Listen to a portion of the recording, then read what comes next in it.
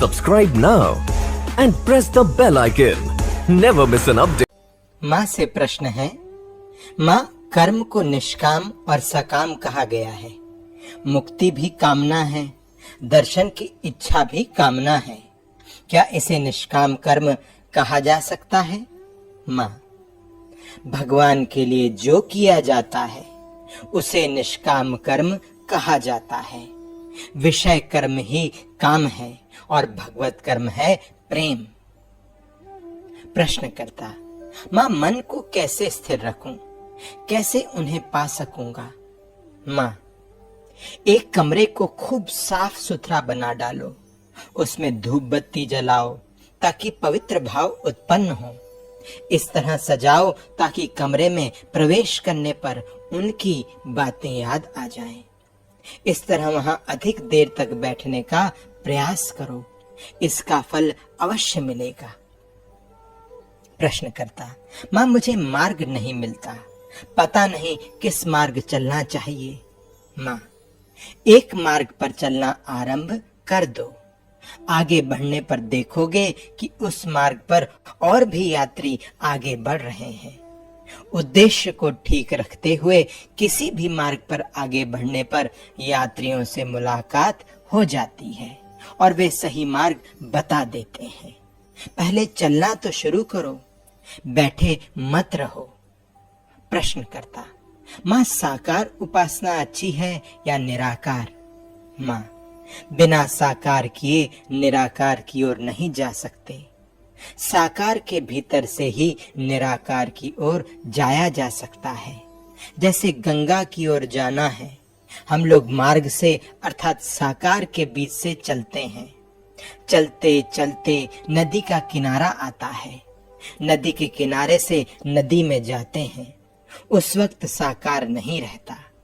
फिर जब वहां से निकल आते हैं तब देखा साकार और निराकार सब कुछ वही है। मां उपदेश दे रहे हैं, ध्यान, जप, कीर्तन, पाठ और सत्संग, इन पांचों में किसी एक को लेकर रहो। 5 प्रकार की तरकारी से भोजन करना, और क्या। एकमात्र भगवत प्रेम ही प्रेम है। शुद्ध ज्ञान, शुद्ध भक्ति से प्रेम का प्रकाश होता है और फिर प्रेम स्वयं प्रकाश है। मैं सदा नाम करने को कहती हूँ। नाम करते करते व्याकुलता आएगी। यह जो व्याकुलता आती है एवं कुछ लाभ करने की आशा में एक गुरु या अन्य के शरणापन्न होते हैं, यह भी उन्हीं सद्गुरु की इच्छा से होता है। उसके बाद एक ऐसी स्थिति आती है जब गुरु, कृपा इत्यादि कुछ भी नहीं रहता, सब एकाकार, गुरु शून्य स्थिति भी तो है। तब कौन किसका गुरु, कौन किस पर कृपा करे? सभी लोग एक ना एक समय परम पद प्राप्त करेंगे। कारण यह है कि यही जीव का संस्कार है। स्वभाव में स्थित होना ही जीव का संस्कार है। प्रश्नकर्ता, मां कहते हैं अनेक सुकर्मों के फल से सद्गुरु की प्राप्ति होती है। तब ऐसा क्यों होता है कि सद्गुरु लाभ करने पर भी अपने भीतर कोई विशेष उन्नति दिखाई नहीं देती? मां, केवल सुकर्म से ही सद्गुरु का लाभ हो ऐसा नहीं है। उनकी अहेतु की कृपा की भी आवश्यकता होती है। कोई सद्गुरु लाभ होते ही शीघ्रातिशीघ्र फल पाते हैं और किसी को विलंब होता है। गुरु की इच्छा से सब हो सकता है। वे निमेष में ही सब भस्म कर सकते हैं, पुनः उन्हीं की इच्छा से ही विलंब भी होता है। प्रश्नकर्ता, मां कर्म समाप्ति के लिए शरीर धारण करना पड़ता है। शरीर धारण के सिवाय क्या कर्म समाप्त नहीं होते? मां, बहुत कर्म ऐसे हैं जो सूक्ष्म देह में हो जाते हैं और बहुत कर्म ऐसे होते हैं जिनके लिए स्थूल देह का प्रयोजन है। तब स्थूल देह ही लेना पड़ता है। प्रश्नकर्ता, मां संदेह किससे जाता है? मां, उनको लाभ करने से ही संदेह जाता है। चैतन्य शक्ति या गुरु प्रकाश होने से पूर्व संदेह नहीं जाएगा। गुरु ने जिसको जो दिया है उसी को लेकर काम प्रारंभ करो। पहले भी कहा है कि गुरु, मंत्र, इष्ट यह सभी एक हैं।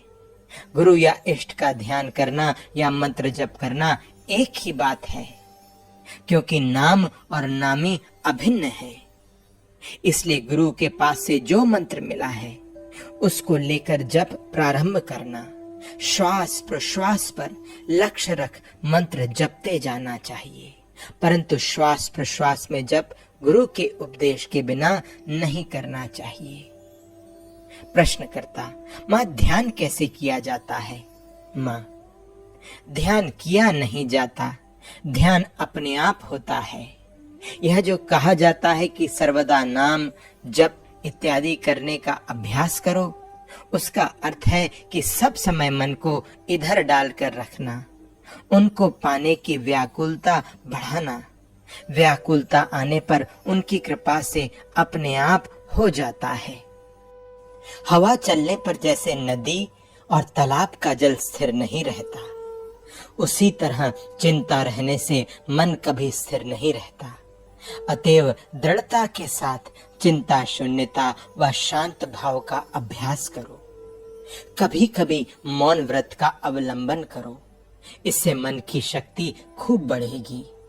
जैसे ही देखोगे कि विषय चिंता पुनः पुनः आकर तुम्हें चंचल कर रही है, उसी समय जिस किसी भी तरह उसे दूर करने की चेष्टा करना।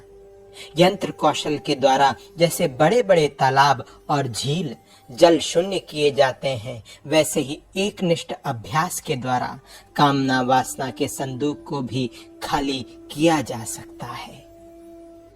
प्रश्न, मां मन कैसे स्थिर हो?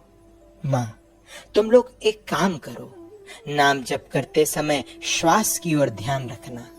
जब मन इधर उधर भागे तो फिर खींचकर उसे श्वास की गति के साथ बांध देना। देखोगी कि धीरे धीरे काम बन जाएगा और मन स्थिर हो जाएगा। किसी एक विषय में दृढ़ निष्ठा होने से ही काम होता है। एक को पकड़ लेने से धीरे धीरे सब हो जाता है।